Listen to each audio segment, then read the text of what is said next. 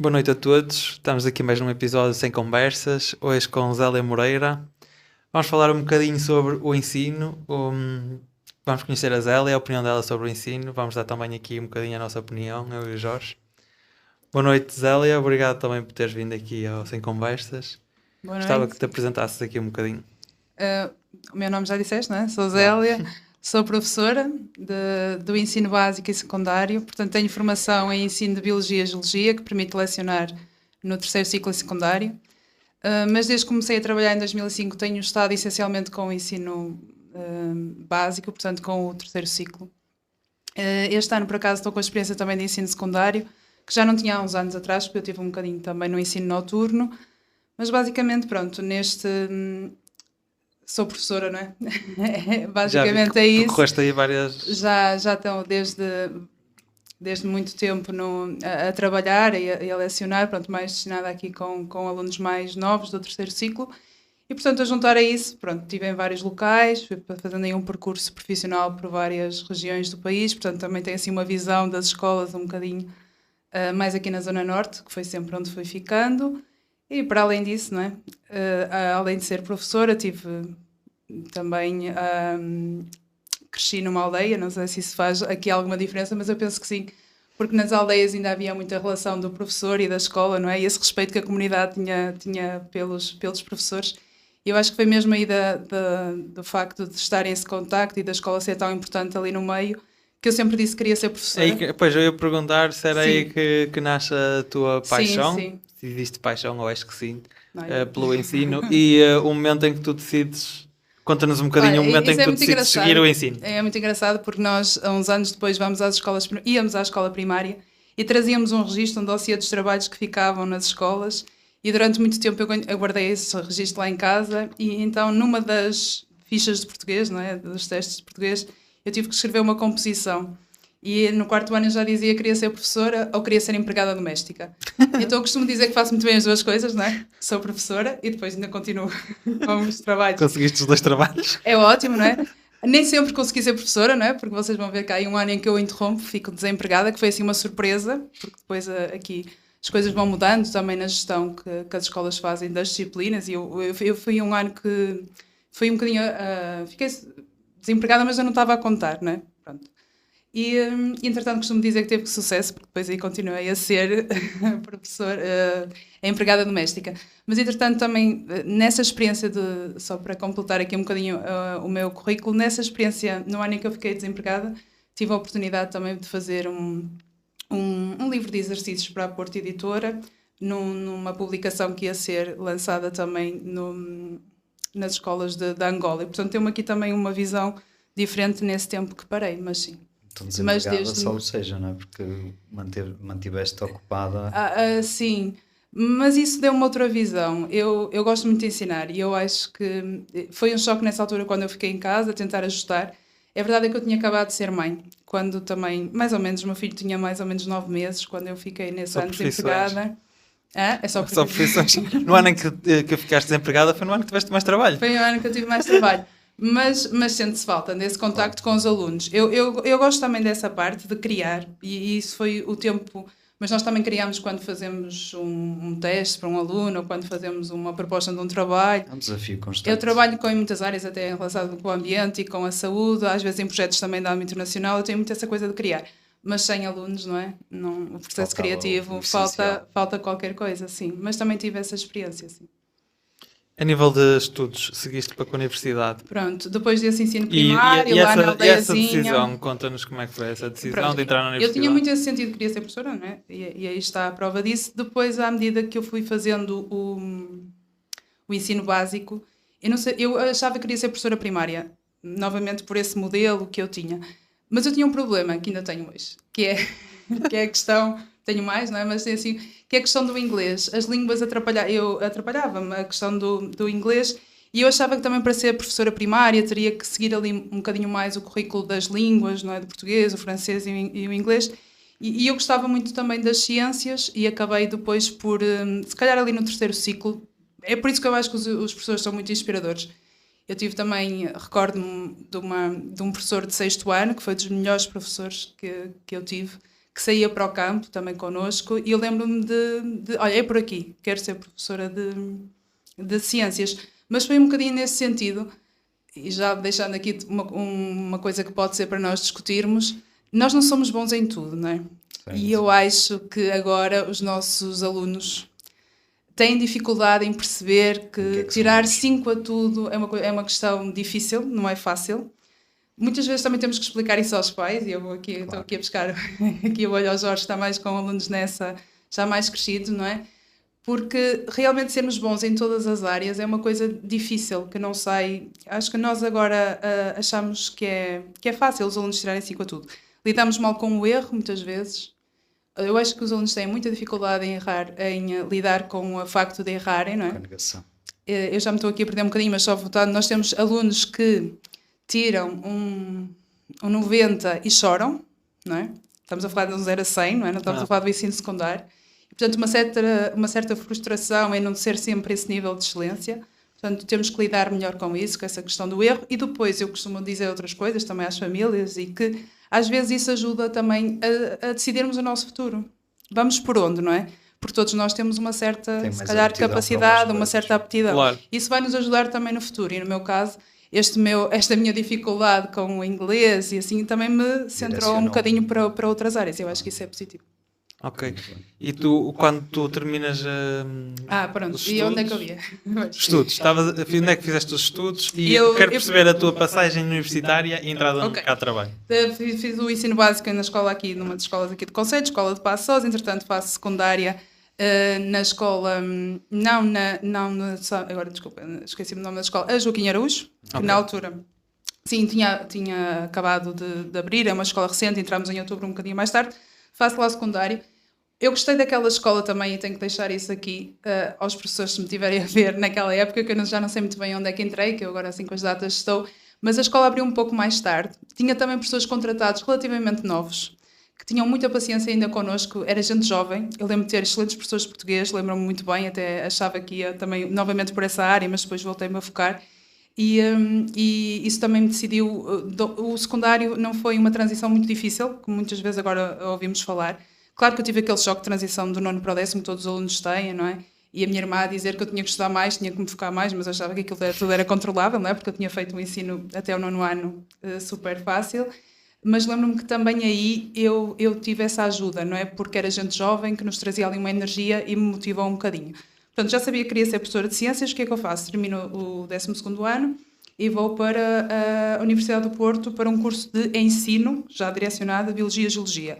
Pronto, nessa altura havia esse curso de ensino, que hoje não há, não é? Eu, se quiser ser professora hoje em dia de Biologia e Geologia, ou estudo Biologia e depois faço no último ano, uma especialização, pronto, também já não estou muito dentro, mas sei que estes cursos acabaram por desaparecer. A forma como a formação é dada. Sim, os cursos de ensino, aqui na Universidade do Porto, esse curso deixou de existir.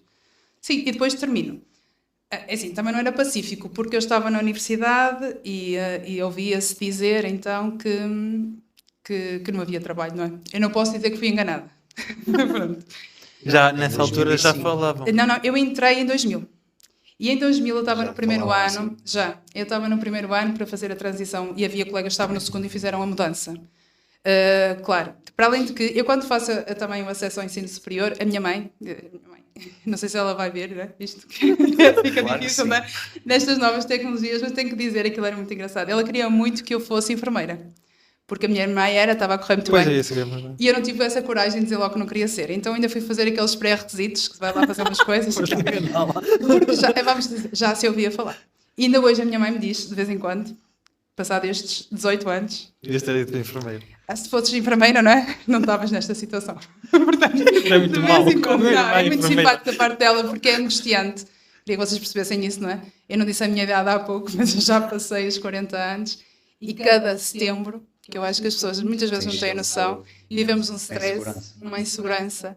Mesmo na logística, também tenho 2 filhos, onde é que o filho vai, se vai à TL, se não vai à TL, se vai jogar às 5, vamos ficar todos, não é? É um pouco isso, André. E o Luís, o teu marido também é da área do ensino. O meu marido também é professor, mas ele optou aqui por uma área das tecnologias, portanto é professor de TIC e o mercado, portanto, quando ele acabou o curso, teve mais possibilidades de entrar e, portanto, estar numa posição mais confortável em quadro de escola. Ok. Pronto. Mas a verdade é, para dizermos isto, eu não fui enganada, eu fui porque queria, e já se falava que havia excesso de professores, e estava eu em 2000, 2001, e falava-se disso. Mas eu gostava e insisti. E sentes isso ainda agora? Ou apenas, tipo, sentes que há excesso de professores? Ou achas que a carreira neste está... momento, olha lá, nós temos que pensar, neste momento, depende das áreas. Há áreas que estão... Há grupos, vamos chamar assim, nós estamos divididos em grupos disciplinares. O meu é o grupo de Biologia e Geologia, pronto, é uma área disciplinar, não interessa muito, mas nós sabemos que há áreas em que há realmente muita falta. E já não estamos a falar no Algarve, nem em Lisboa, não é? Eu estive aqui numa escola do Conselho há 2 anos e não foi possível substituir professor de francês, não é? E temos os alunos 1 período, 2 períodos, pronto, não tivemos o terceiro sem professor de francês. Portanto, falta de docentes há. Mais agora, como nós vemos mais na zona de Lisboa, não é? E depois vai depender muito das áreas. No meu grupo disciplinar de Biologia e Geologia, eu penso que é um grupo de professores não tão envelhecido, pronto. Mas que há falta de professores. Já com uma classe cada vez mais perto da reforma. Sim, uma classe envelhecida, não é? Era muito engraçado. Eu lembro-me de chegar às escolas nestes primeiros anos de contrato e muita gente jovem, não é? Havia uma certa identificação. Pronto, éramos novos, muito. Agora, é difícil, não é? A média de idades é muito mais velha. Quando vamos para as escolas da cidade, eu penso que ainda se nota mais, por exemplo, na zona do centro do Porto, isso, a população de professores ali tem uma média de idades um bocadinho superior. E depois, mas também começam a aparecer coisas curiosas que, sei lá, que houve aqui um intervalo de 5, 6 anos que isso não acontecia, ou se calhar mais. Também começamos a ver gente, por exemplo, no ano passado estive numa escola em que vi pela primeira vez uma professora que acabou o curso de inglês e estava a lecionar. E, portanto, aqui é o meu apelo para os jovens que querem ser professores. Acho que está na altura de investirem e que não desistirem disso, sim. Está bem. Como é que foi a tua entrada? Primeira vez que foste, primeiro ano, primeira vez que foste colocada? Comecei a trabalhar. Como é que foi o teu primeiro, esse nervosismo todo, se existiu? Olha, a ideia não existia muito nervosismo porque eu sabia que ia ficar desempregado. Já estava. Não é garantido. Não era garantido. E, portanto, porque até não podíamos concorrer nesse ano. Pronto. Eu sabia que as coisas não estavam muito simpáticas.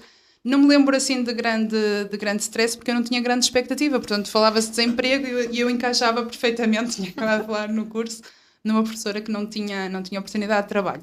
Só que, entretanto, eu fui a uma entrevista para um externato, pronto, que faz contrato de associação com o Estado. Portanto, os alunos não pagam para andar na escola, mas eu era contratada pela direção da escola. Pronto, é o que nós chamávamos de cooperativo, ensino cooperativo. E foi assim que eu comecei. O que é que eu aprendi lá? Eu tinha acabado também de sair da universidade, mas eu aprendi muito lá. Fui logo diretora de turma, tive a oportunidade de ser coordenadora também do grupo disciplinar.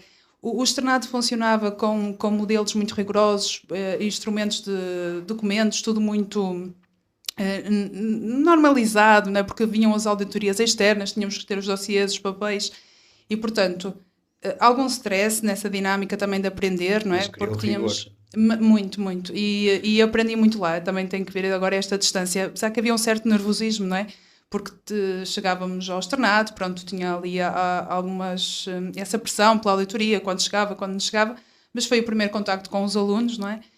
Assim, antes tinha tido um ano de estágio, pronto, eu fiz um estágio numa escola também aqui de Lousada, já deu para ter essa noção do que seria o ensino, até porque o estágio nessa altura nós tínhamos mesmo turma, que é uma coisa que é um bocadinho diferente agora. Portanto, eu tinha uma turma que era 100% responsável por essa turma, nessa disciplina que eu dava, Ciências Naturais, e depois tinha outras turmas que ia assistir, a orientadora, ela vinha, mas isso também me deu. Mas depois, claro, esses 2 anos no ensino cooperativo foram fundamentais, aprendi muito, sim. Qual é, eu não sei nomes técnicos, mas qual é a tua opinião sobre o formato que está estruturado o ensino em Portugal, ou que mais se usa, ou até se já viste mais do que algum tipo de ensino a ser aplicado em Portugal? Ok, André, nós estamos a falar no sentido do ensino público, não é? Que é agora onde eu tenho mais essa experiência. O ensino público é todo o mesmo formato? Olha, nós somos realmente, nós temos discutido muito isso, condicionados por currículos, não é? currículos que chegam para todas as disciplinas, chamamos estas tais metas de aprendizagem, que se trabalha muito nas diferentes áreas disciplinares, o aluno tem que atingir aquilo, e isso é um pouco, não é um pouco, isso é uniforme, não é? Ok. E depois temos outro documento que guia, que veio trazer aqui acrescentar, que é o perfil do aluno à saída da escolaridade obrigatória, que trabalha um conjunto de competências e outras áreas, não é? Mais dos valores, e veio acrescentar esse currículo que tinha essas metas de aprendizagem. Pronto. E concentrado na minha disciplina, eu sei que no 7º ano, imaginem, eles têm que aprender isto e aquilo, está lá o mínimo orientado. Agora, o que é que as escolas podem ter? Cada escola tem o seu projeto educativo. Pode ter a forma como vai atribuir Ou seja, aquelas competências ao aluno, pode ser trabalhada de como forma é que vai diferente. gerir o currículo, apesar que o currículo tem que ser cumprido nessas metas, mas pode ter, tem objetivos, tem também estratégias, tem metas e tem ações, não é? E essas ações vão muito para além da sala, contemplam a sala de aula, mas têm ali outras coisas que podem ajudar, como atividades extracurriculares, como os clubes, como, sei lá, até o próprio projeto educativo engloba a própria gestão, não é? Como é que as pessoas, o órgão de gestão vai gerir os docentes, como é que eles colaboram entre eles, como é que gerem as equipas, não é?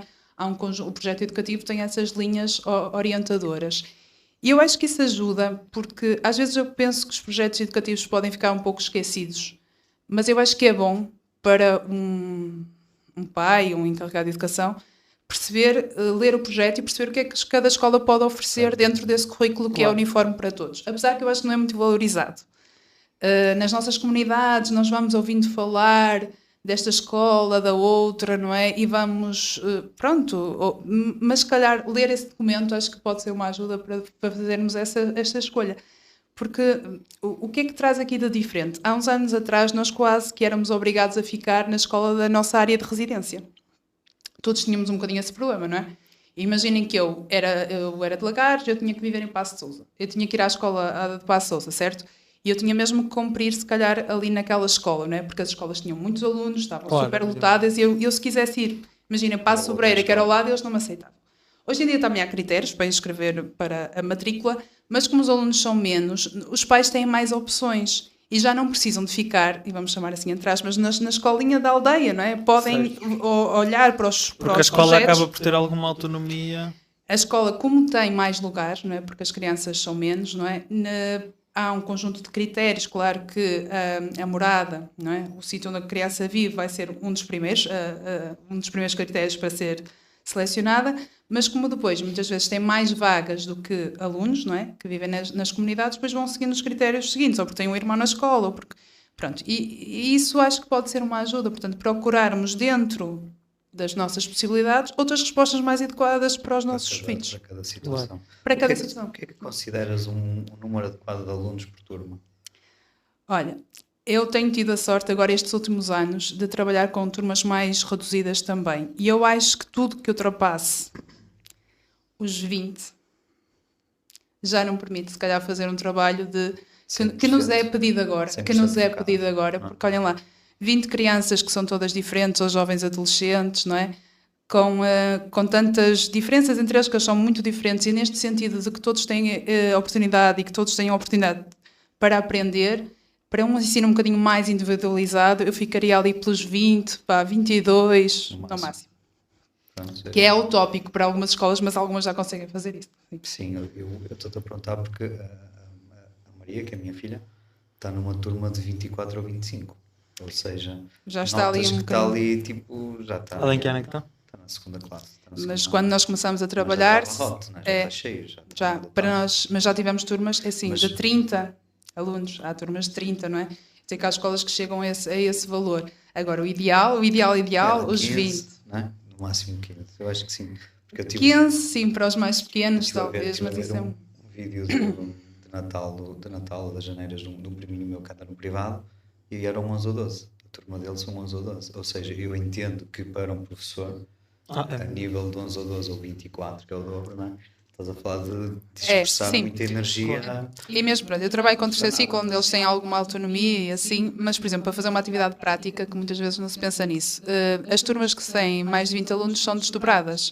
Então, há turmas em que eu tenho 11, 12 alunos por turno. Isso é uma grande vantagem, não é? São às vezes só 50 minutos semanais, mas permite ter outro contacto mais próximo com os alunos e fazer a atividade experimental. Porque há professores que ainda lidam com essas dificuldades, às vezes a turma está ali entre os 20 ou durante o ano recebe mais 1 ou 2 alunos, fica nos 22, mas ela não desdobrou, não é? E depois, porque isso é outra visão que, pronto, aqui na minha área das ciências e não só, muitas vezes este currículo muito centrado no conteúdo e na memorização. Claro que a memorização é uma competência, não é? Há pouco falávamos do perfil do aluno. A competência da memorização tem que estar, mas eu acho que os nossos alunos têm que mexer mais, têm que estar mais em contacto com os materiais, com isso, sim. Porque assusta-me às vezes, ainda no outro dia falava, eu também fiz formação em recursos digitais e não podemos deixar isso de fora, não é? Nós não podemos deixar um telemóvel fora de uma sala de aula neste momento. Eu não sei se posso dizer isto. Claro, podes dizer tudo. Posso dizer tudo, não é que ninguém Quem vai quiser dizer. ouvir que muda. Mas eu até acho que sou a favor do telemóvel. Ok, eles devem tê-lo. Estou a falar de alunos do terceiro ciclo, secundário, não é? Porque é como nós, quando formos trabalhar, não é? Eu também vou dar uma aula e eu não uso o telemóvel. Portanto, ele tem que estar lá e, quando necessário, vamos usar e utilizar. Claro, Portanto, exatamente. a tecnologia tem que entrar Tem que ser de uma aceitável. forma... E tem que ser monitorizada por nós e os alunos também têm que aprender a usar, não é? Que é o que Porque nós é uma fazemos, ferramenta, que é não é? uma ferramenta. Mas às vezes há um perigo, e só para ver se eu vos consigo explicar, nós fazemos provas de aferição de Ciências Naturais no 8º ano, e as provas de aferição contemplaram, já há 2 anos, acho que mais, que contemplam também a componente prática. Mas como é que nós fazemos uma prova de aferição com essa componente prática? O Ministério manda um videozinho, não é? De uma atividade prática, o aluno observa o que foi feito e depois analisa os resultados e tudo de acordo com a observação. E às vezes fico com receio de que esta vontade de usarmos as tecnologias e pronto, porque também há muitas coisas em suporte digital, desde os simuladores de laboratórios virtuais, que se fala muito. Tudo bem, o aluno vai ver um tubo de ensaio num vídeo, não é? Mas se eu tiver a oportunidade que ele mexa no tubo de ensaio e que ele parta o tubo de ensaio, não é? Claro. É só verem, nós em ciências usamos uma agulhazinha para eles fazerem uma observação, fazer uma preparação para observar ao microscópio, e a primeira coisa que eu faço quando eles dão uma agulha, que é para colocar uma lamelazinha, eles picaram-se uns aos outros, e a gente tem que memorizar, não pode picar e tudo. Portanto, faz parte, não é, desse contacto com os materiais. Claro. E agora, se nós saltamos muitas vezes para esse digital, aqui na área das ciências, eu acho que em todas as áreas podemos correr algum risco do aluno não ter tido a oportunidade de experienciar, mexer, não é? As aulas melhores que eu dou são mesmo essas, não é? Em que eles têm acesso. Eu muitas vezes cheguei a levar minhocas e outros seres vivos, então eles passam a aula a observar e a contemplar e pronto. E essa parte prática eu acho que também é necessária no ensino, sim. Cada vez mais, se pensarmos, porque na altura nós somos mais ou menos a mesma idade, ou seja, na nossa altura tínhamos contacto físico e prático Sim, com as sim. coisas, e agora cada vez tem menos. Mas um dos problemas, por exemplo, só para vocês terem ideia, havia 2 professores por sala, já que estão a falar da quantidade de alunos também, nas aulas de educação visual e tecnológica. E na tecnológica nós fazíamos realmente trabalhos de tecnológica, não é? Sim, sim, Trabalhávamos sim, a sim, madeira, sim, cortava-se, pronto. Hoje em dia um professor não arrisca. Um professor de educação tecnológica com 25 alunos, 20 na sala de aula, claro que vai ter muita dificuldade para passar para a parte prática. E foram coisas que foram sendo retiradas, que depois tornam este ensino muito mais, não é, a nível do conteúdo e sem esta componente prática que eu acho que faz muita falta. Mas achas que isso está na predisposição do professor? Tipo, Não, é preciso ter algum querer? Achas que há coisas que impedem? Porque é que o ensino não está a seguir um por bocado exemplo, estes passos? No caso desta componente mais prática, por exemplo, eu acho que esse facto de terem reduzido, que na altura nós tínhamos o par pedagógico para algumas disciplinas, nessas componentes básicas, faz toda a diferença. Porque vamos ver hoje, assim, e passando aqui um bocadinho também para vocês que são pais e eu, encarregados, se calhar se algum menino cortasse o dedo num x-ato lá numa atividade prática era pacífico, não é? Hoje em dia não é? Hoje em dia nós temos muito mais, temos um certo receio também de todas essas questões, e sim, porque eles têm que estar em segurança, não é? Mas acho que Estão de uma forma exagerada, os professores estão com algemas a entrar. Eu penso que sim, essa parte, pronto, é a parte realmente de terem dificuldade, não é? Porque não podem apoiar todos e essas aulas mais práticas correm algum risco. Pela experiência que eu tenho tido nas escolas, eu não diria falta de equipamentos e materiais, porque isso É isso que nós temos que dizer. Pelas escolas onde eu tenho passado, se eu quero comprar um tubo de ensaio 2, as coisas vão chegando, não? Portanto, o orçamento para isso está. Portanto, podemos não ter laboratórios com grandes condições. Não é? Eu tive há uns anos numa escola em que tínhamos medo de ligar um microscópio, não é? Que as tomadas eram tão frágeis que tínhamos medo, mas eu acho que a nível, os equipamentos estão.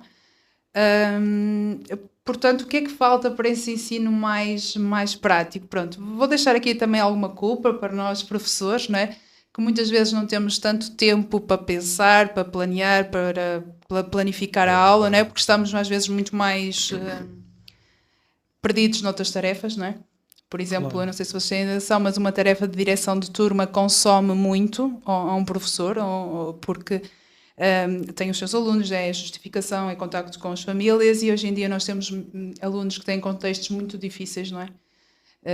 Mesmo aqui no Conceito de Penafiel, eu tive aqui algumas escolas em que havia muito, e tem que ser, não é? Nós estamos quase, a escola também tem que garantir essa condição de que o aluno está em segurança, tem as suas condições, e portanto se não tem, temos que comunicar, temos que, pronto, com os diferentes agentes, né? Começa pelo psicólogo, assistente social, muitas vezes temos que sair para fora da escola com as comissões de proteção em crianças e de jovens em risco. Portanto, por exemplo, a tarefa de direção de turma é uma coisa que absorve Como é que isso imenso. funciona? São remunerados depois por causa disso? Tipo, O diretor da turma? Sim. Não. Tipo, estás a dizer que tens mais trabalho, basicamente, depois do diretor da turma. Temos horas de componente letiva, há uma redução da componente letiva, pronto, nós temos 22 horas letivas, não é?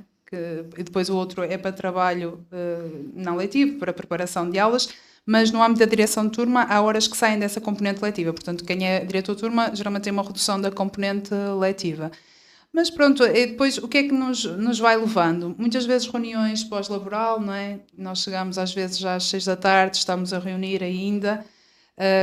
Eu penso que a escola, também é uma opinião muito minha, não se calhar da maior parte dos professores, nós passamos muito tempo a avaliar, muito tempo a dar feedback das avaliações, quando devíamos estar concentrado mais na aprendizagem. Eu estou a dizer dar feedback ao aluno, porque ele sai da minha aula e sabe que fez isto bem ou aquilo menos bem e vamos ter que melhorar isto ou aquilo. Não é ao aluno, mas essa forma de dar comentar tudo. Sim, e essa necessidade que a sociedade tem do aluno ter uma nota e aquela nota, eu acho que nós perdemos muito tempo. Mas algumas escolas já resolveram isso, porque fazem semestre.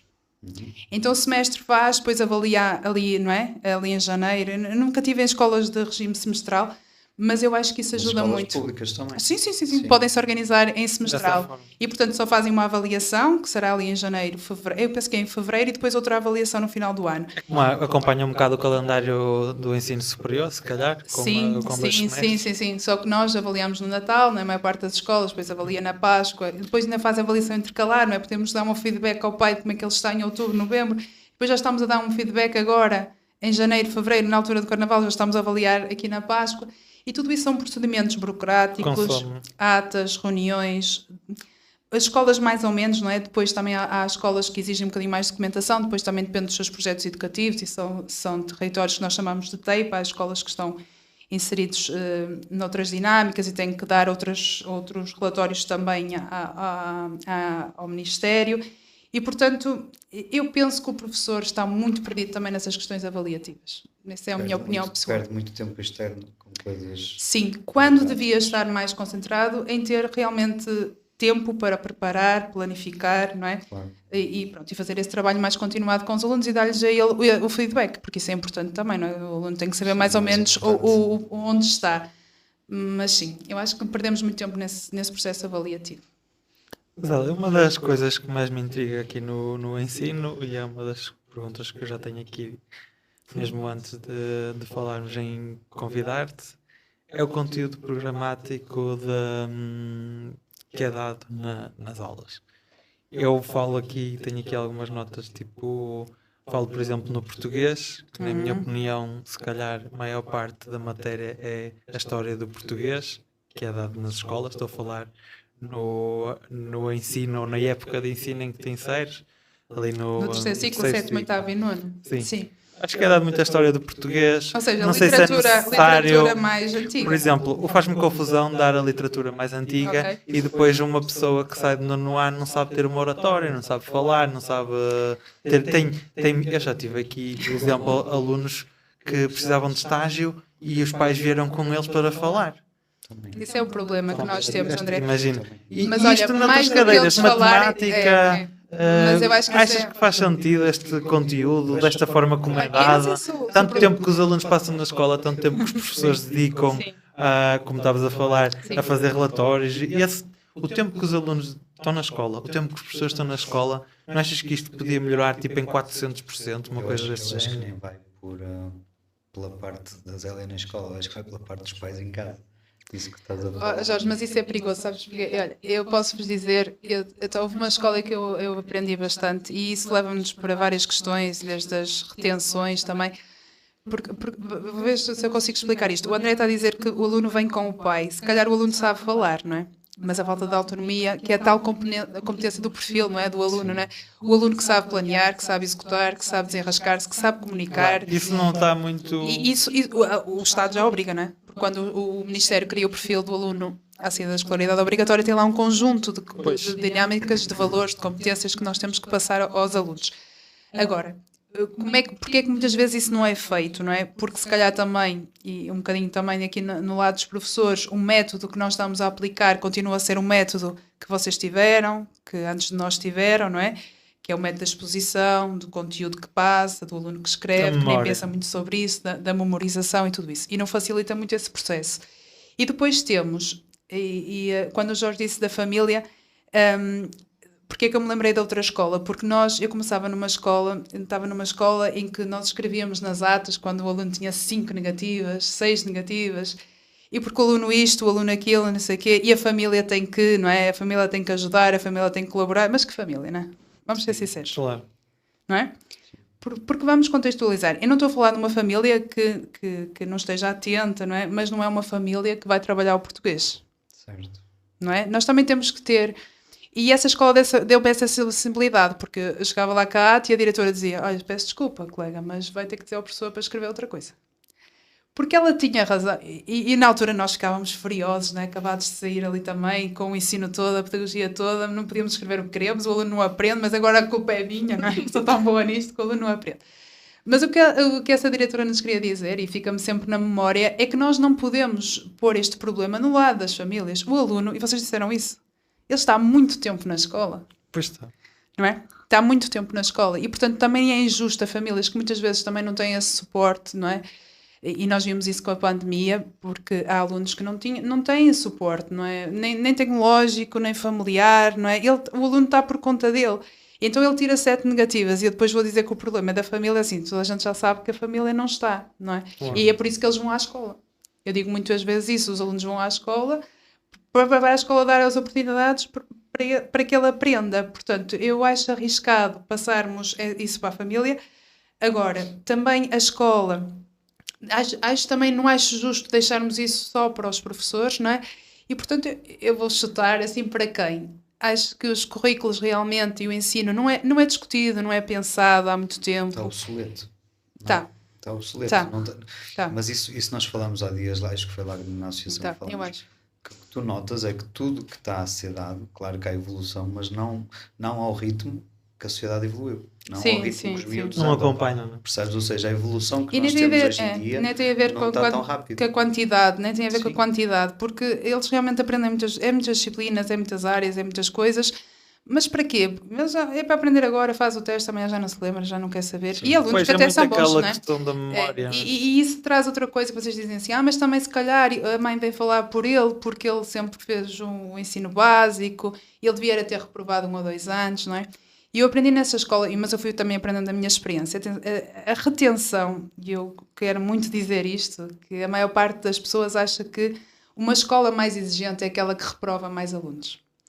E eu não penso nada disso. Não tenho Porque essa o opinião. que é que nós vemos? A retenção, e só antes de dizer o que é que nós vemos num aluno que fica retido 1 e 2 vezes, é que ele não vai aprender mais o português, André, não é? Portanto, Claro. ele à partida o que é que vai fazer? Ou abandono, ou indisciplina. E nós víamos os casos desses Desanima, acontecer, não é? alunos que tinham 3 retenções e, portanto, não aprendiam mais. Então, qual é o problema? Um aluno que tem uma retenção, mas vai outra vez, uma turma de 25 alunos, certo? Tudo tranquilo. É uns papéis e mais papéis, porque ele tem que aprender, mas o que é que acrescentou? Não é? Muitas vezes não há professores para os apoios, não há apoio individualizado, muitas vezes não é dado para ele dar o salto. Então o que é que ele faz? E foi-se percebendo isso. E eu acho que essa imagem que nós também damos à sociedade, de que o professor mais rigoroso é aquele que dá mais negativas, o professor que é bom é aquele que reprova, ou a escola que reprova, eu também não vejo isso assim. Agora, está bem, mas agora os alunos vão passar a todos, não é? Isso também escandaliza a sociedade. Ai não, isto é um facilitismo, não podem passar a todos. Não sei se não deviam passar... atenção que eu vou dizer, se nós já percebemos que a retenção não é, isso está mais que documentado, a retenção não é, quer dizer, pode ser para alguns alunos, também não queria generalizar. Sim, mas... Sim, pode ser, não é? Porque alguns alunos esse remédio serve e toda a gente também tem essa experiência que às vezes eles retêm. É verdade que o que fazer então, não é? Eu acho que devíamos, eu já disse, se calhar não é preciso dar tanto feedback ao aluno das aprendizagens e depois tentar realmente acompanhar os alunos para que eles aprendam e para que eles consigam evoluir e realmente onde ele tem mais dificuldades, existir realmente apoios e formas de suprimir essas dificuldades, não é? Que é difícil muitas vezes, sim. E depois fazer, e isso sim... porque há aqui outro problema. No terceiro ciclo, nós até temos essa compreensão, não é? E tentamos dar ao aluno, não é? Várias ferramentas para ele aprender e evoluir, mas depois ele vai transitar para um 10º ano, não é? No ensino secundário, e agora também tem esse tipo de alunos, e é duro, não é? Porque ele fez um ensino básico, não é? Que eu não diria com facilitismo, mas fez um ensino básico com algumas dificuldades, em que foram colmatadas, mais ou menos colmatadas. E depois ele tem essa expectativa de ir para um curso, não é? Profissional. E eles não têm a perspectiva do profissional, não é? Porque nunca ficaram retidos, porque, não é? Porque acham que até conseguem aprender. Há mais falta de cursos profissionais, saídas profissionais. Sim. E alunos que se interessem por eles, não é? Exatamente. E alunos que se interessem por eles e famílias que se interessem por eles. Não é? Porque o aluno é direcionar. Porque o aluno não é preciso reter, mas precisávamos ter aqui um mecanismo, e em alguns países isso acontece, não é? Pois era isso que eu tinha a perguntar. Porque os alunos têm uma avaliação, imagina, negativa, não é negativa, olha... Faz um percurso e chega ao fim e segue um caminho, tipo... Segue, mas o que é que acontece? Tu fazes um percurso numa disciplina, até podes ter uma nota menos positiva ou assim, já não podes ir para determinado caminho, que para algumas pessoas isso choca, não é? Porque é aqui limitar os percursos.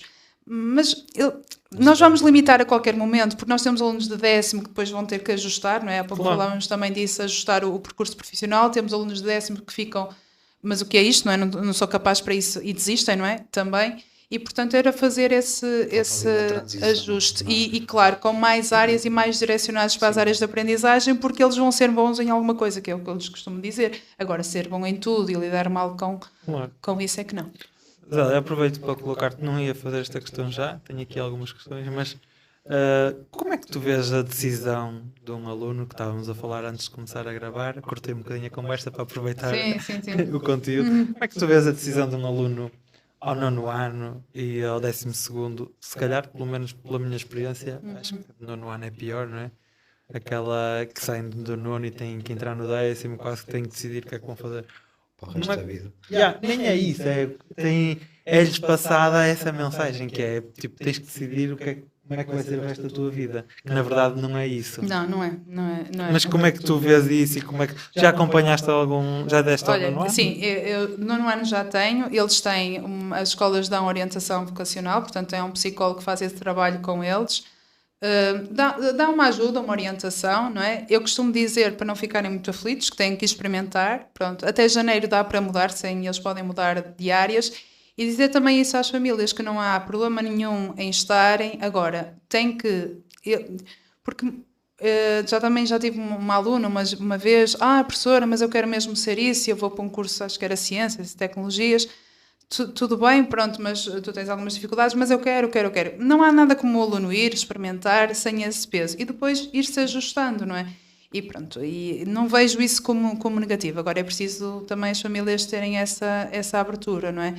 Porque muitas vezes os jovens ambicionam também algumas coisas, não têm bem a noção das suas dificuldades também, não é? Às vezes, porque isto era o que eu dizia há pouco. Às vezes darmos alguns feedbacks menos positivos aos alunos ajuda a decidirem o seu futuro e aprenderem as suas capacidades e onde é que eles são bons. E às vezes eles não têm muito isso. E às vezes as famílias também não têm isso, não é? E então acabam por fazer ali alguma pressão sobre os jovens para eles seguirem alguns percursos. Isso existe. Não estou a dizer que seja por mal, não é? A minha mãe continua a achar que eu devia ser enfermeira. Não é por mal, é por uma certa segurança. Mas é uma segurança que hoje em dia já não é bem assim, não é? Eu tirei um curso superior, não é? E que a partir de há uns anos atrás me daria alguma estabilidade profissional e eu não tive. Mas eu digo aos alunos, mas se vocês gostarem do que fazem, fica muito mais fácil, não é? Claro. Tem que experimentar mais. Como professora, qual é que é o teu maior desafio? Escola, com os alunos e reforço aqui que há pouco senti alguma vontade da tua parte com os pais. Não, eu não tenho nada contra os pais, até pelo contrário. Nada, eu gosto muito de conversar com os pais e acho que isso é um desafio. Eu não tenho nada contra os pais, mas eu acho muito, eu vou ser sincera, o único comentário que eu às vezes faço, eu costumo dizer aos alunos assim a brincar: a tua mãe leva-te ao médico, certo? O médico diz assim: toma lá este medicamento, e tu tomas até ao final, certo? Toda a gente respeita, o senhor doutor, lá vai o medicamento.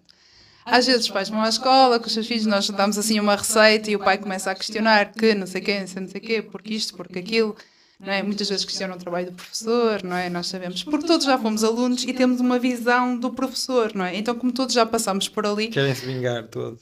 Ou querem-se vingar, ou todos temos uma perspectiva de ensino. E eu acho que nós devíamos confiar mais nos professores. A própria sociedade, não é? Não sei se isso foi uma visão que nos foi dada também, não é? Somos as pessoas que têm muitas férias, né? Temos uma boa vida, pomos lá os alunos na sala e vamos tomar um cafezinho, quando voltamos eles ainda estão lá. E, portanto, essa certa... Eu acho que bastou para a sociedade, deixou-nos essa imagem, não é? E, portanto, os pais, pronto, devem vir à escola. Eu acho que isso foi fundamental. Pronto, eu estava um pouco a brincar. Mas deviam também ouvir mais, tentar não é? Porque olhem lá, destas todas as escolas que eu passei, estou a ser muito sincera convosco, eu não posso dizer todos, pronto, mas os professores têm uma boa intenção com os miúdos, não é?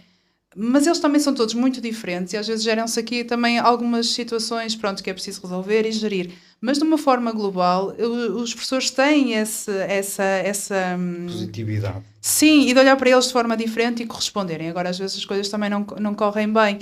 E eu acho que os pais devem vir, devem ser interventivos, mas muitas vezes eu também digo, mas também devem ver a escola que mais se adequa. Daí nós temos falado dos projetos educativos e o que é que nós queremos, não é? Pronto, e até aqui falando do nosso conselho, há várias possibilidades e dinâmicas. Pronto, eu vou falar do meu caso pessoal, por exemplo, porque eu também tenho filhos e não penso muito nessa questão da nota, mas isso é a minha visão como professora.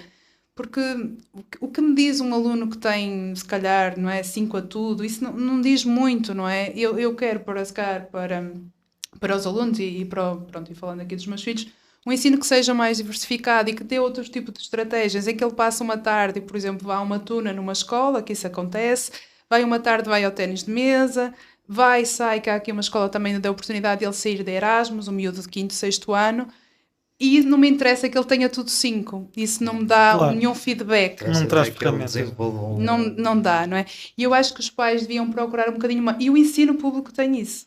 Tem a escola que promove também esses níveis de excelência, tudo certo, nada contra, não é? Mas se calhar para alunos que também querem depois seguir aqui um caminho mais académico, e tem outras escolas que oferecem outras valências.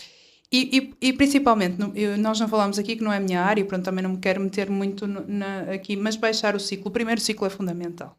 O primeiro ciclo que seja estruturado, diversificado, dar-lhe aqui estas diferentes dimensões das ciências, da robótica, que também há muitas escolas agora no conselho que oferecem, da programação. Há coisas para estimularem as crianças nessa idade que faz toda a diferença. A programação já está incluída no programa? No segundo, acho que não está. Sim, não está. Mas há projetos que dão aqui a robótica, não é? Também no pré-escolar. Acho que dão no primeiro ciclo, que é uma mais-valia. Mas isso depende do que cada um quer, não é? Agora, e deixar também os jovens confortáveis com isso. Mais experiências lhes proporcionarem, mais noção nós vamos ter como pais do que é que eles se sentem mais atraídos ou não. Sim, também. Agora, se for tudo muito robotizado, se for tudo muito ABCD, eles têm todos que ir pelo mesmo caminho, não é? E temos algumas experiências, por exemplo, de alunos que acabam o ensino secundário, chegam ao ensino universitário e até eram alunos de médias muito elevadas e não se adaptam, não é? Não se adaptam porque não conseguem viver fora de casa, não conseguem trabalhar em grupo, não conseguem comunicar. Isso e nós vamos no ouvindo, mercado de trabalho. e acontece no mercado de trabalho. Porquê? Porque eles são muito treinados para isso. Eu acho que a maior parte dos alunos, muito por essa expectativa de entrar no ensino superior com uma tal nota e uma tal média, eles, que também, não é? É assim as regras do jogo, não é? Há uma certa competitividade, temos que ir todos para, se quisermos, temos que lutar por esses lugares, mas acho que está a tirar às escolas também essa capacidade delas inovarem. Porque olhem lá, quando há pouco falávamos em currículos diversificados, eu até posso diversificar um pouco, isso até acontece mais no segundo, terceiro ciclo, não é? Mas o ensino secundário tenta já, não vai arriscar, não é? Em projetos muito diferentes, porque sabe que vem um exame nacional e a partir do 10º eles trabalham para o exame, fazem aquilo. E muitas vezes acabam depois no secundário e no ensino superior não têm sucesso. Têm dificuldade. Eu ponho um ponto de interrogação nisso tudo. Mas porque a verdade é que tu tens alunos que estudam, memorizam, tiram grandes notas e depois chegam ao mercado de trabalho e não é isso que se pede no mercado de trabalho, pelo menos na maior parte dele, que não é a memória, é saber resolver um problema, se não souber, saber onde ir procurar. É isso. E, onde está a informação, não é? Eu acho que a questão tipo de um exame, se calhar poderia haver outros tipos de exames que desse o aluno podia ir ao computador, resolver aquilo e depois era avaliada a forma como ele resolvia, como ele pesquisava, como ele interagia com a questão. Eu acho que isso só vai ser ultrapassado, André, não sei se alguma vez vamos chegar aí, mas já se tem falado um bocadinho sobre isso, que é serem as universidades a fazer os exames de admissão. Porque a própria universidade é que seleciona o que precisa e comunica, nem que tivesse que entrar... Queres entrar neste curso, vem fazer o exame e vemos... Que já foi assim. É quase como funciona nas empresas, tipo, queres entrar aqui trabalhar, correspondes, ou vens à experiência, passas aqui nestes... Há empresas que até fazem exames. Já foi assim no passado, não é? Eu acho que já foi há uns anos. Não, já há muitos anos atrás eu tinha a ideia que sim, que já foi exame, mas não no nosso tempo, porque nós já estamos nos exames nacionais. Mas há muitos anos atrás eu acho que foi assim, as universidades é que tinham aí, mas também não tenho a certeza, sinceramente. Está muito rotulado, está muito uniformizado, está muito... Mas André, nós agora vou defender os pais, não é? Porque acontece muitas vezes com os pais, como querem que eles ingressem realmente no ensino superior, ficam qualquer escola que fuja muito ali, que não façam reforço para os exames, é sempre a mesma coisa. Mas eu não estou a dizer que os pais estão errados, os pais simplesmente é como estavas a dizer. Estão a responder às regras do jogo, não é? Estão a responder às regras do jogo. Mas eu acho que se os pais também nos ajudassem nessa abertura e de perceber que, só fugindo aqui, não sei se é um bocadinho ao tema, os alunos vivem muito angustiados, a maior parte deles, sinceramente é o que eu acho. E antes era só no secundário. Eu não tenho muita experiência de secundário, como eu disse. Não é nessas alturas. Eles vivem muito angustiados sempre. Porque depois agora nós avaliamos de formas muito diversificadas, é relatório, a prova oral, é várias coisas. Eles vivem muito assoberbados para dar resposta a isso. Mas o que me deixa mais angustiado é quando nós baixamos de ciclo, né, não há essa pressão. Os alunos vivem muito angustiados. Alunos de terceiro ciclo, por exemplo. Com essa coisa que eu disse das notas e dessa... porque há as dificuldades do ensino. A dificuldade do ensino é, ou temos indisciplina, e temos que tomar conta da aula, tentar gerir. Também já estive em escolas em que o objetivo era um pouco gerir a disciplina, não é? Nem sequer era tanto dar... Não. O objetivo é que eles ficassem lá... Já te fez passar aí por umas situações... Já fiz. Já tive aí uma zona em que o objetivo é só controlar, ok? Controla, dá uma ciênciazinha básica e tal, e não fujam muito daqui. E é um objetivo válido. Não, é um objetivo válido, ok? O objetivo é que os alunos estejam na escola, não estejam sempre a sair com indisciplina, né? Controlar a indisciplina o máximo possível, trabalhar com eles nas diferentes áreas. Isso também é justo, isso depende dos contextos que temos. Mas agora já me perdi um bocadinho. O desafio, sim, é a indisciplina. E depois, o outro desafio que eu acho que para mim me tem gostado muito mais como professora é essa tal angústia em que o próprio miúdo ele já não quer saber como é que se aprende. Não é? Aquele processo, aquele gostinho de dar de fazer. Está derrotado. Não, ele quer é fazer aquilo, tirar uma nota, não interessa muito o processo, é tirar a nota e ir-se embora, que acabar isto, que isto já está a fazer sofrer demais. Que é essa certa angústia pela nota. Eles não aprendem pelo gosto. Não vão pela aprendizagem, nem pelo processo, é tudo à procura do número. Nós também todas as disciplinas, vamos ser sinceros, mas havia algumas que nos davam gozo, nós fazíamos aquilo com certo gosto. e com um certo gosto de aprender. E os miúdos e depois vivem angustiados pelo resultado. Depois o resultado não aparece e depois temos que estar a negociar com eles para eles não ficarem muito tristes. Mas a professora, eu acho muita piada, eu mereço muito um 5, mas os resultados que nós tivemos aqui nesta aprendizagem, pronto, houve este trabalho, é esforçado e assim, mas se calhar não dá, não é? Temos que trabalhar mais, melhorar. Mas eu esforcei muito, e portanto esse sentido de que se esforçou, pronto, eu percebo onde é que eles querem chegar. Mas eles vivem realmente essa questão que se tem falado muito da saúde mental, que pouco às vezes se fala disso, a questão da imagem, não é? Porque no Covid eles passavam horas e horas a ver-se, isso ficou ali também, muitas coisas, não é?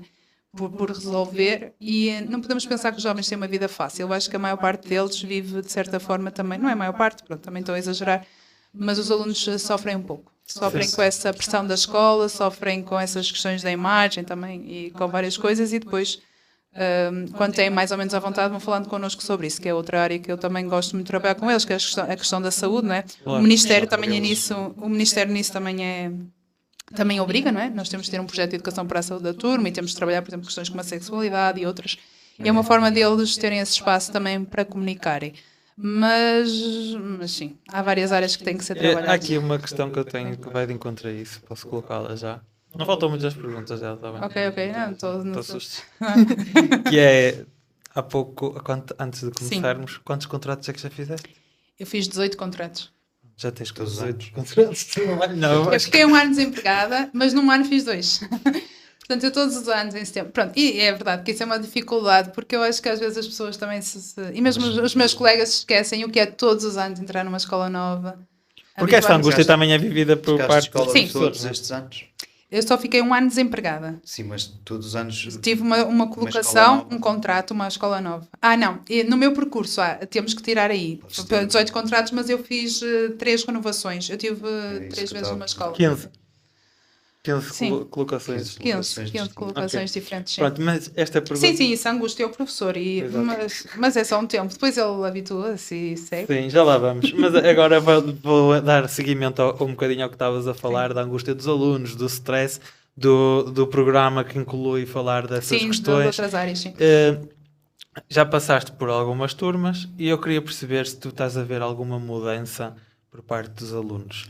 Quer com a entrada de tecnologia, quer com o... nós já tivemos algumas conversas relativamente a isto, o afastamento da realidade muitas das vezes, do que é tipo, principalmente aquelas coisas básicas que nós aprendemos, que também somos... Eu também venho da aldeia, os Jorge também, sim. Que aprendemos um bocadinho, eles tipo não têm contacto com certas coisas que para nós não é normal. Como é que tu vês esta mudança, e fala-nos um bocadinho desta mudança que acontece? Como disse há pouco, eu acho que as tecnologias têm que estar na escola e não só. É verdade é que eles usam muito, mas eles costumam dizer que eles não usam tanto, nem gostam tanto como nós achamos. Porque muitas vezes nós fazemos essa pergunta e eles dizem, isso é que as pessoas acham, que os adultos acham.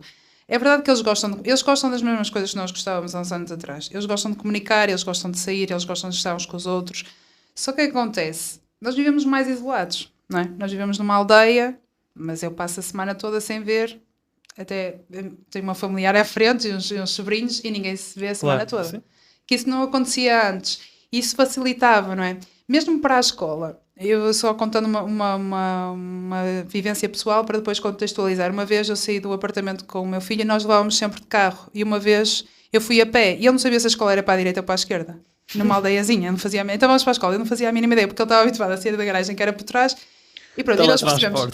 Sim, e depois até foi o pai da criança, não é? O marido, que disse: isto não faz sentido nenhum, não é? Vivemos, mas ele não sabe. E é verdade, essa dimensão de espaço. Por exemplo, eles têm muita dificuldade às vezes a lidarem com o próprio corpo, a forma como, não é? Eles crescem, mas não cabem naquele corpo, porque eles vivem muito isolados, não é? Claro. Mas eles não querem isso. Só que eu acho que a própria organização social das famílias que trabalham muito, não é? A própria escola que está muito, não é? Naquela dinâmica, senta na cadeira. Eu às vezes estou em formações de manhã e à tarde eu penso, coitados, os miúdos sofrem imenso, não é? Eles fazem intervalos de 10 em 15, mas estão sempre ali naquele espaço e isso tudo. E isso não os ajuda a interagir. E depois, como eles não sabem, isso é como nós, chegamos a um espaço, agora estamos um pouco constrangidos, não é? Vamos lá pegar no telemóvel para disfarçar um pouco. Como eles não sabem, eles vão para aí. Mas isso não é a primeira opção deles. Okay. Se nós os chamarmos para outras dinâmicas e tudo, só que temos que ensiná-los a fazer isso. Pronto, então tem que ser aqui mediado. eu não vejo a tecnologia como um problema, volto a dizer, acho que tem que Certo. ser incluída, pronto, tem que ser Sim, eu não estava a tem que focar ser- só na tecnologia. tem que ser monitorizada, não é? Nós adultos de vez em quando temos que ir lá ver o que é que eles fazem, como é que eles comunicam uns com os outros para ensiná-los essa comunicação, não é? Mas isso cabe a nós, à família, não é? Porque a escola não se mete muito nessas comunicações que eles fazem, mas depois traz outros problemas, que era há pouco falámos, porque é que eles às vezes não são tão... vivem um pouco também angustiados com essas coisas, porque nós discutíamos na escola, com a amiguinha e tal, íamos de fim de semana, durante o fim de semana fazíamos outra coisa, segunda-feira as coisas pareciam outras. Agora eles discutem na escola, discutem pelas redes e eles vivem naquilo constantemente, não é? Se alguém comentou, se não comentou, se deu um like, se tirou, se não tirou, não é? E eles vivem também nessa... que lhes acrescenta aqui alguma angústia. Agora, eles são muito mais resolvidos que nós em muitas áreas, isso eu também não tenho dúvida. Também não tenho essa visão muito negativa dos jovens. São mais objetivos no que eles querem. Eles conhecem mais, não é, Jorge? Vamos pensar. Tenha mais acesso a mais informação. Nós, na idade deles, no outro dia até estava com umas miúdas que estão no ensino profissional e eu dizia, vocês desta idade, eu da vossa idade, vocês superam-me muito. Eles têm conhecimento, têm acesso à informação. Muitos deles vão encaixando isso. Agora, nós precisamos estar lá para ajudar, não é? Para monitorizar também. Pronto. E uma das questões que eu gosto muito de trabalhar com eles, também sou desta área das ciências, e há pouco falei disso, que é a questão da educação para a sexualidade e para os afetos e isso, e muito bem, algumas pessoas não gostam de tocar e nós temos que respeitar isso, nem todos temos a mesma abertura, não é? E eu acho que a escola às vezes sofre desse mal, quer dizer... A escola põe educação para a saúde, põe educação ambiental e o professor vai levando com aquilo tudo, não é? É com o currículo, com essas coisas... O professor resolve, vai resolver. E às vezes não temos capacidade para isso tudo, no que já falamos aqui.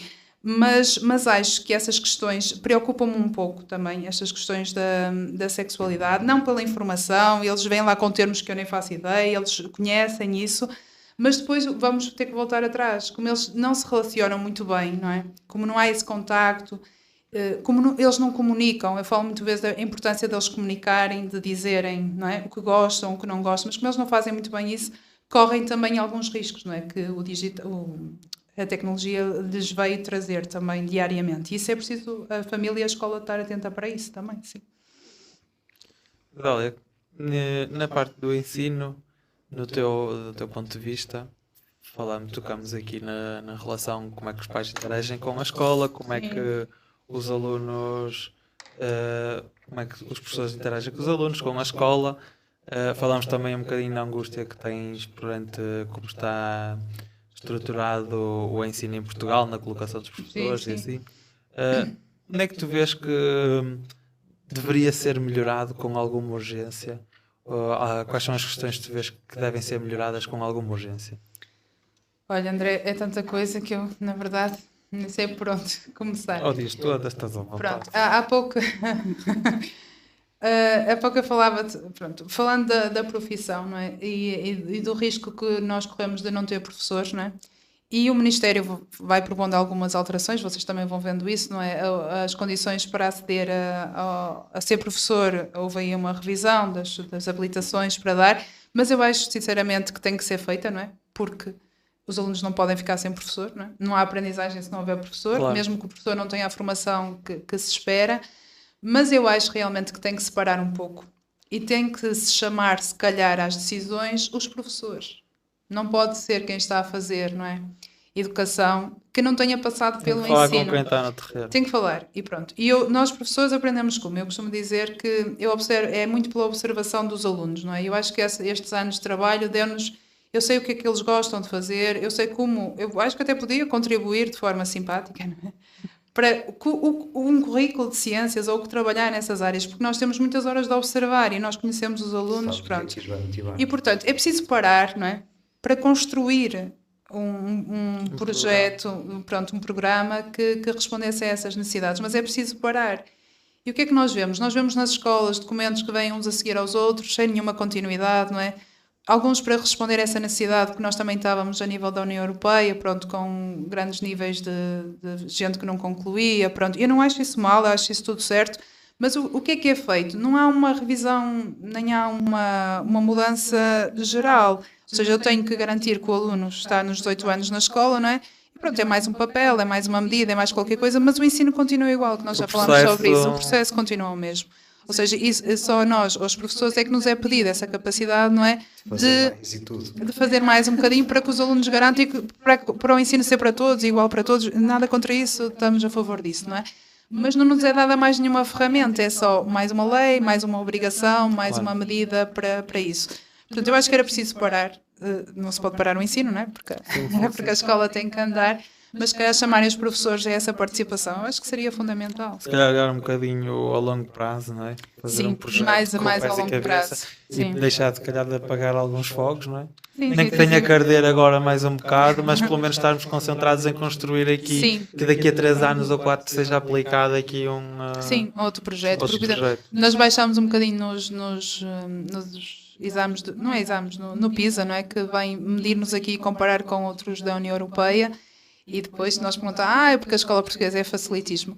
Não é por aí, eu acho que nós baixamos realmente pelo que nós falámos há pouco, porque, por exemplo, o PISA perde um aluno que tu estavas a dizer há pouco, que ele seja capaz de ler um texto, interpretar ou procurar informação até na web, retirar a informação que é necessária. Imagina, não é? converter essa informação num cartaz, não é?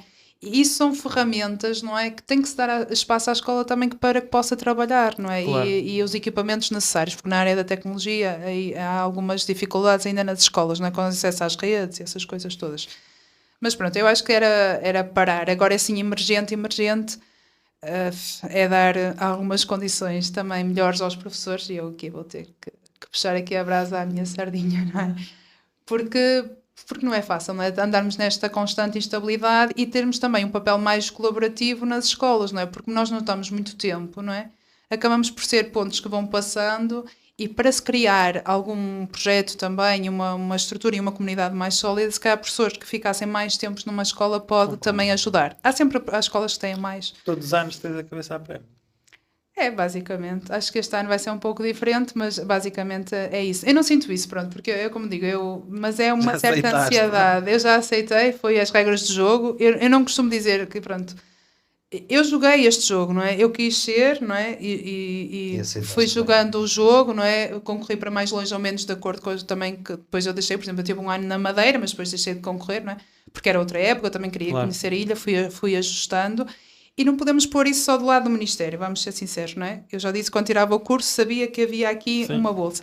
Mas é verdade que depois foram-se fazendo alguns ajustes nos ensinos, no ensino que nós também fomos surpreendidos, não é? Por exemplo, nós tínhamos muitas técnicas laboratoriais e o Ministério tirou numa altura e as técnicas davam essa tal vantagem que nós estávamos a falar há pouco, não é? De muitas horas de trabalho laboratorial com os alunos de secundário. E pronto, agora tem que se dar condições aos professores para que possam exercer e para que outros queiram vir, que eu acho que isso vai ser um problema, sinceramente. Para que outras pessoas queiram Tem que se ingressar na criar- profissão. Tem que se criar uma base para daqui a 20 Sim, anos haver sim. professores. Sim, também, não é? Porque senão não vamos ter. Pronto, e agora o Ministério tentou resolver também, não é? Com essa. Mas sim, mas cativar os jovens para irem para o ensino. Porque não é assim tão mau quanto isso. Eu acho Mas eu não sei, que visão é que têm do ensino? Eu só Jorge, falei, fala que um visão é bocadinho. que têm do ensino já agora? Já foi há muitos anos, já não tenho muita Mas teve visão. uma Não, mas agora. Em que ano? Visão A é tua que eu filha anda tenho? aqui no Está primeiro? segundo ano. Está no segundo? Está no segundo. Tenho uma ideia mais ou menos não muito positiva. Por causa disso estamos a falar. Acho que está com um método obsoleto. Percebes? E noto diferenças para a minha primeira, segunda, terceira e quarto ano, ok? Não tem nada a ver, mas Ok. mesmo assim noto que as coisas têm a tal cabeça a prémio pela nota. A Maria teve, o ano passado, no primeiro ano, teve uma apendicite aguda. Em novembro. Faltou 2 semanas. Faltou nas semanas dos testes. Primeiro dia que ela chegou, fez os testes. Estão aqui os testes, pega lá. É isso. Jorge. Estás a perceber? Essa falta de empatia, a necessidade de ter que cumprir, não faz sentido. É Percebes? isso. Não sentes que ela tem tipo ferramentas que não estão a ser aproveitadas? Porque é tal cena de estar É. com o que estão Corrido, encarrilados e é carregado, aquilo. é Por isso é que eu Eles estava podem a ser muito perguntar- bons a fazer por isso é outra que eu estava a cena. perguntar qual é que acha que é o número mínimo ou o número máximo de alunos, porque eu considero que a professora esteja a fazer o melhor que pode, que sabe, Sim, claro que sim, Jorge. Sim. Mas, As pessoas que acima, mas está muita gente, muito menino ali, ou seja, tem muitas individualidades. E logo nas bases. E cada vez mais, não é? O primeiro ano dela, ela nem sabia bem o que é que ela estava ali a fazer, não é? Como é normal.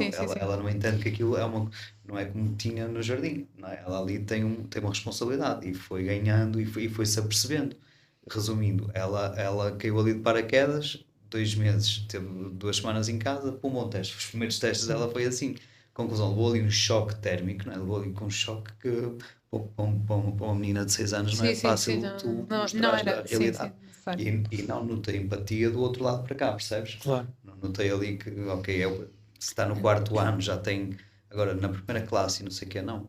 Ou seja, noto que há muitas falhas, mas muitas falhas a todos os níveis. E há miúdos que têm muita dificuldade na transição, porque o pré-escolar, pronto, é uma área em que eles trabalham, são muito criativos, fazem muitos trabalhos, muitos projetos, e depois saltam para o primeiro ciclo, não é? E fica a cadeirinha, não é, no seu sítio, os manuais ali, e não saem muito dos livros. Uma mudança radical. É muito radical. Mas há projetos também, há escolas que têm projetos muito mais desafiantes para os miúdos.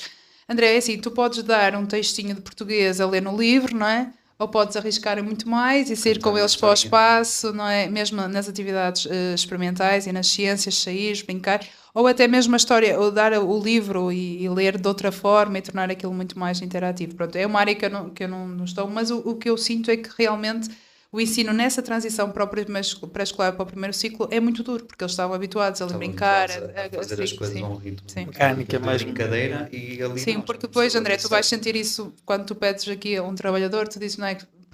Eles muitas vezes não têm criatividade, porquê, não é? Não é um currículo, não é? Com conteúdo a dar ali, eles não conhecem, não é? E às vezes nos exames nacionais até é curioso, lembro-me uma vez estar a vigiar um exame de português e perguntava aos miúdos qualquer coisa, não sei se agora já não sei, era do metro em Lisboa, e eu dizia, coitado, estes miúdos nunca viram um metro, nunca viram, não era um metro, é um elétrico, nunca viram, nunca saíram daqui, não é? E isso é que a escola tinha que tentar fornecer sempre. Que era tens aquela história, não é? Dos caracóis? Eu adoro levar minhocas para lá. Sim, é muito engraçado. Porque eles ficam a observar e eu fico sossegada, não é? Mas, por exemplo, há coisas muito giras que nós percebemos, até bons alunos, nem sempre, eu acho que também gosto dessas atividades, porque os alunos que geralmente têm mais dificuldades nesse modelo tradicional, eles ali brilham, não é? Claro, porque são. E há coisas muito giras, por exemplo, mesmo de germinar sementes, nós oferecemos, chama-se placa de Petri, que é um material de laboratório que é circular, não é? E eu digo, tem que dividir a caixa em 4, com umas fitinhas de papel, porque há espécies diferentes, não é? Vão colocar 5, mas espécies diferentes. Comprem de algodão, mas depois têm que pôr as tirinhas de papel a dividir em 4, que é só fazer uma cruz. Mas aquilo é um Deus me livre, para dividirem a caixa de Petri em 4. Não é? Olhem, agora a raiz germinou, vamos medir o tamanho da raiz, não é? Oh, professora, não chega a 1 centímetro. E agora? Não sabem contar milímetros numa régua. Mas a culpa não é da professora de matemática, porque eles lá em matemática eles devem saber com certeza, mas como já estão noutro espaço e noutro, não é? Que é isso que faz no mercado de trabalho, depois nem pensa, era isso, eu também sabia. Pois, não é? Não chega, tens de contar, não é? 1 milímetro. Fechado, mas a culpa é da própria escola que se organiza fechada nas salas de aula. Fichas, desliga a ficha. Agora é para fazer aqui, é aqui que se conta a régua, aqui em ciências não se usa a régua, portanto vamos medir a raiz, não é? Para fazer uma média, por exemplo, do tamanho da raiz, se cresceu melhor numa condição com água ou com água contaminada. E isso dá... Dessa observação são aulas muito boas, mas precisamos ter os 10 alunos na sala de aula, né? 10 a 12, né? Que está desdobrado. Precisamos desse tempo, porque às vezes a aula prática só tem 50 minutos, é sempre a correr, é uma correria, né?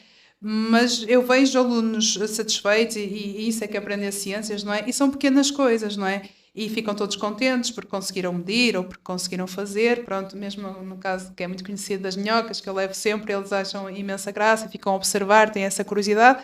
Eu posso mostrar uma minhoca num videoprojetor, mas não é a mesma coisa, não é? Claro. Não é a mesma coisa. Sim. Muito bem, Zélia. Obrigada. Não sei se tens alguma questão. Queres deixar aqui alguma mensagem que queiras... Não, obrigada. Obrigada pelo convite, não é? E pronto. E só a mensagem que confia nos professores, não é?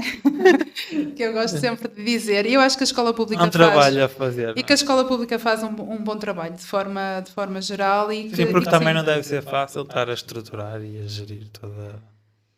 sim, porque achas que é essencial essa coisa, o que tu falaste do programa que tem que se cumprir com a União Europeia é essencial para o desenvolvimento deles ou é essencial para Portugal estar no ranking que tem que estar? Quando falámos do PISA, Sim. eu acho que de vez em quando, por exemplo, não falámos disso, mas eu já tinha acabado, mas a gente vai fazer aqui. Estás à vontade, não Mesmo, desligo. mesmo nas provas da frição e tudo, eu não sou contra isso. De vez em quando é preciso monitorizar, não é? Tu fazes aqui na tua empresa, à partida, não é? Não sei como é que tu avalias. De vez em quando fazes uma monitorização, ou é pelo nível de vendas, ou nível Sim. Nós temos que monitorizar, temos que avaliar. Está tudo dentro do Está tudo. E eu acho isso importante para nós também, não é? Nós percebermos, até porque muitos destes alunos, muitas vezes eu costumo dizer que o mercado de trabalho poderá ser Europa, não ficam fechados aqui, nós percebemos onde estão. Eu não acho isso problema nenhum. E compararmos também não acho que até é bom, até porque às vezes até temos resultados que são positivos.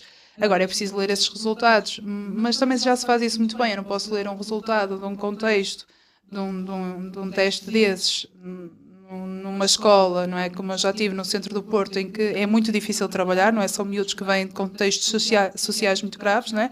E não fazer a leitura de acordo com o meio onde a escola está inserida, não é? E nem posso penalizar a escola com isso, não é? Nem vou deixar de financiar a escola porque ela não conseguiu, não é? E nem isso não acontece. Mas eu acho importante, de vez em quando. Eu não acho que isso seja um problema. Não é? Essa é a minha visão, que a avaliação... Eu só estou-te a perguntar porque há falta de meios práticos, há falta de coisas que existem à nossa volta que se calhar não existe numa Alemanha. Percebes? Claro, sim. Estar-nos a exigir o mesmo tipo de... ou um ranking que seja mais baixo, mas que seja comparado a outra Sim. escola com outra sociedade. Claro. E com outros, muitas vezes, por exemplo, nós temos agora os exames nacionais, alguns deles vão ser feitos online, não é? E nós temos ainda algumas dificuldades no acesso dos alunos estarem, e de ser um constrangimento, não é? De terem ali uma limitação. Mas eu acho importante. Eu, sinceramente, isso não me faz confusão. De vez em quando monitorizar. Mas devemos ter as mesmas ferramentas. Devíamos, não é? Devíamos ter a mesma qualidade também, não é? Da mesma estabilidade dos professores, devíamos ter muitas coisas. Mas ajuda também a perceber o caminho que queremos fazer, não é? E dar aqui um feedback também à escola de se ajustar. Portanto, eu não acho isso, mesmo as provas da frição, não me faz assim, acho que sim, que de vez em quando é preciso aferir e ver como é que estamos, não é? Nessa tal liberdade de aprendizagem e tudo, mas ali com algumas balizas. Muito bom. Muito bem, Zélia. Obrigado por teres vindo cá. Obrigada pelo convite. Não se esqueçam que quem está às 9 horas, Instagram, em direto e YouTube. Obrigado a todos, sem conversas.